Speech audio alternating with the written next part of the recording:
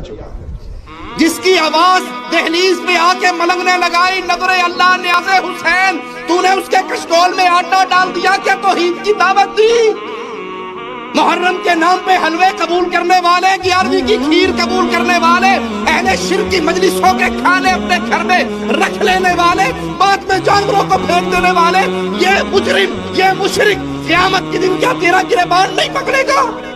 میں اس کے دروازے پہ گیا تھا، میں نے کہا تھا علی جنازہ، میں نے کہا تھا پاپا کے نام کا، اس نے دیا نہیں لیکن مجھے کچھ کہا بھی نہیں۔ آپ پہ اور مجھ پہ فرض ہے اس توحید کے میسج کو آگے عام کریں، وگرنہ آپ کا پڑوسی مشرک، آپ کا کزن مشرک، آپ کا رومیٹ مشرک، آپ کا دوست مشرک، آپ کا ساتھی مشرک قیامت کے دن گریبان پکڑے گا کہ 60 سال کی دوستی، 40 سال کا پڑوس، 30 سال کی کاروباری شراکت رہی، اس نے دنیا کا ہر مسئلہ میرے ساتھ ڈسکس کیا، صرف ایمان کی بات مجھے کبھی نہیں بتائی۔ کیا جواب دیں گے؟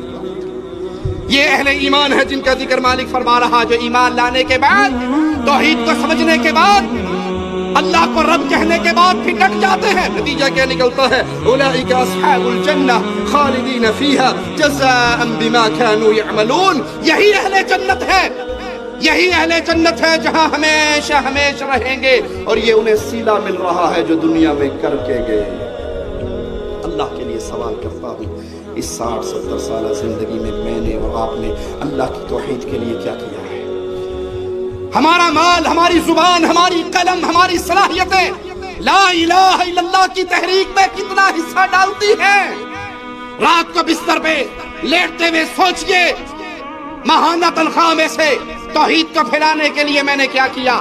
اپنی صلاحیتیں میں نے کتنی خرچ کی، کتنی لوگوں کو زبان سے، قلم سے، آواز لگا کر، لکھ کر، تحریر کی صورت میں نے ان تک پیغام پہنچایا۔ کچھ بھی نہیں کر سکتا تھا، پکڑ کے علماء کی مجلس میں تو لا سکتا تھا، یہ مشائخ ہمارے تشریف فرما ہیں، ان کے دروس ہوتے ہیں، ان میں تو لا کے بٹھا سکتا تھا۔ کیا کسی ایک بندے کو میں نے لا کر کسی کے سامنے بٹھایا؟